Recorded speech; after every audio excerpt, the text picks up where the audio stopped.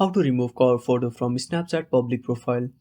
Hello everyone, welcome back to our channel. So let's dive right in without wasting any time. Also make sure to watch this video till the end.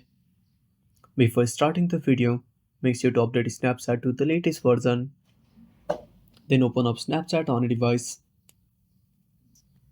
Now tap on the profile at the top left corner. Now simply tap on public profile. Now tap on gallery icon at the top part of your screen. Now as you can see there is no option to remove the cover photo, but instead you can choose any blank photo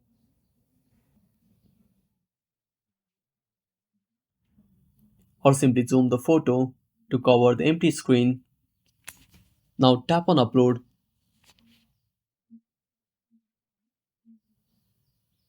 Now tap on apply. And that's it. Thanks for watching. Make sure to subscribe our channel and hit the bell icon. See you in the next video.